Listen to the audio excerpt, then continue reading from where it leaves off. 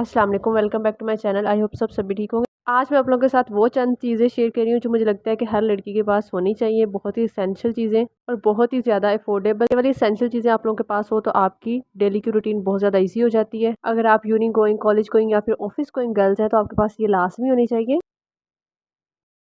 First thing जो हर लड़की के पास होनी चाहिए वो है सिल्क की स्क्रंचीज। ये वाली सिल्क की जो स्क्रंचीज आती है मार्केट में, ये आप बाई करके रख लें। आपके बाल बेशक छोटे हैं, लंबे हैं और आप पोनीटेल बनाते हैं तो आप इस सिल्क स्क्रंचीज का इस्तेमाल किया करें। इनसे बाल बहुत कम टूटते हैं। कुछ इस तरह के अगर हम पोनी का इस्तेमाल करके अपने बालों को बांधते हैं तो जब हम उतारते हैं उनके साथ हमारे बाल भी टूट जाते हैं।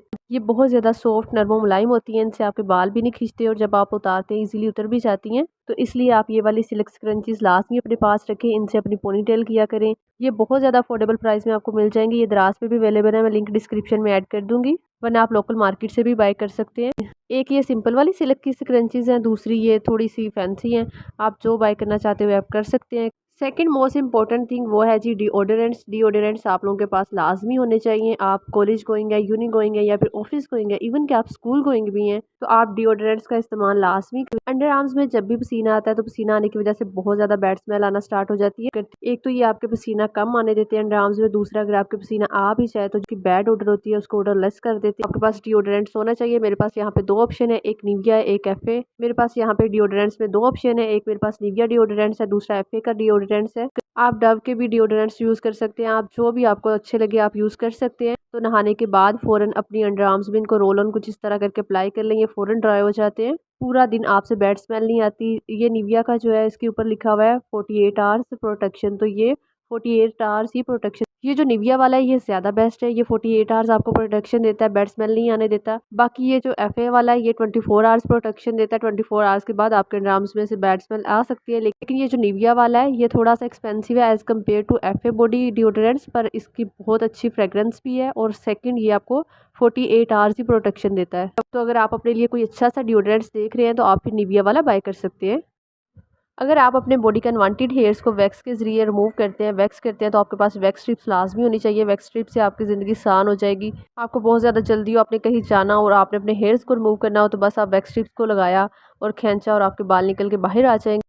वैक्स स्ट्रिप में मेरे पास ये दो तरह की वैक्स स्ट्रिप्स हैं, एक एपीके की डेप्लीकेटर वैक्स स्ट्रिप्स और दूसरी है मेरे पास ईयू की। आप इसके अलावा रिवाज की भी वैक्स स्ट्रिप्स बाय कर सकते हैं, वो भी बहुत अच्छी होती है, मैंने इस्तेमाल की हुई है। उसके अलावा वीट की वैक्स स्ट्रिप्स भी आती हैं। आप जो मर्जी वैक्स स्ट्रिप्स बाय करना चाहते हुए कर लें। अगर आप टीन एज गर्ल्स हैं, यूनी गोइंग, कॉलेज गोइंग है और आप अपर लिप्स अपने नहीं बना सकते, आपको बनाने नहीं आते, तो आप वैक्स स्ट्रिप की मदद से आसानी से उनको रिमूव कर सकती हैं, क्योंकि इस एज में अपर लिप्स बहुत ज़्यादा एम्बैरसिंग होते हैं। आपको बनाने चाहिए अपने अपर लिप्स। कर सकते हैं, ये रेडी टू यूज़ होती है। इनको आपने इस्तेमाल किस तरह करना होता है, सिंपली आपने एक वैक्स स्ट्रिप निकालनी होती है, निकाल के उनको कट कर लें। कुछ इस तरह कट करने के बाद अच्छे से वैक्स स्ट्रिप को अपने हाथों में लेकर रब करना होता है। अच्छे से रब करें। रब करने के बाद आपने इन दोनों को अलग करना होता है। कुछ इस तरह अलग करके आपके जहाँ भी हेयर्स हैं, जहाँ से आप हेयर्स रिमूव करना चाहते हैं, आपने पहले अपने हेयर्स की डायरेक्शन देखनी है। जिस डायरेक्शन में आपके हेयर्स होंगे आपने उसी डायरेक्शन में अपनी वैक्स स्ट्रिप को कुछ इस तरह अप्लाई करना है।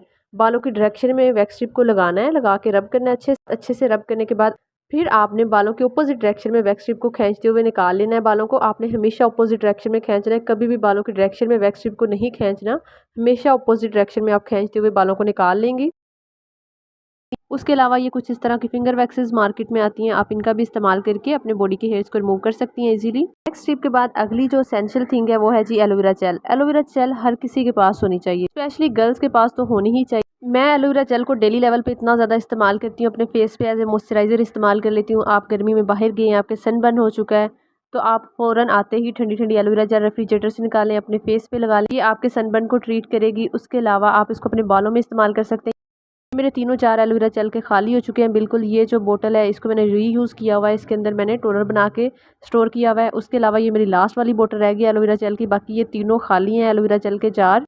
तो आपके पास भी लाजमन एलोवेरा जेल होनी चाहिए, अपने पास मंगवा के रखें। आप एलोवेरा जेल को बहुत सारे तरीकों से इस्तेमाल कर सकते हैं। आप इसको एज ए सूथिंग लोशन इस्तेमाल कर सकते हैं। नेक्स्ट चीज़ हमारे पास आ जाती है कि फेस पे अनवांटेड फेशियल हेयर्स हैं या फिर अपर लिप्स हैं या फिर आप आईब्रो बनाते हैं, यूनी गोइंग है, कॉलेज गोइंग है और आपको थ्रेडिंग वगैरह नहीं करनी आती, तो आपके पास ये वाले टिंकर रेजर लाजमी होने चाहिए। ये वाले जो टिंकर रेजर है इनसे आप इजीली शेविंग के थ्रू अपने फेस के अनवांटेड हेयर्स भी हटा सकते हैं, अपने आईब्रो भी इजीली बना सकते हैं। बस ये है कि इससे आपको हेयर्स रिमूव करने में थोड़ी सी प्रैक्टिस की ज़रूरत होती है, आपको थोड़ी प्रैक्टिस करनी पड़ेगी, फिर जाके आप इसमें एक्सपर्ट होंगे तो आप अच्छे से बिना कट लगाए अपने फेस के हेयर्स को रिमूव कर सकेंगे। आपने इन टिंकर रेजर्स को यूज़ किस तरह करना है, आपने सबसे पहले अपने फेस को क्लीन कर लेना है। अच्छे से क्लीन करने के बाद कोई भी आप मॉइस्चराइजर अप्लाई करेंगे या फिर सिंपल आपने एलोवेरा जेल लेनी है। एलोवेरा जेल बहुत ज़्यादा बेस्ट रह जाती है, आप एलोवेरा जेल का ही इस्तेमाल करें।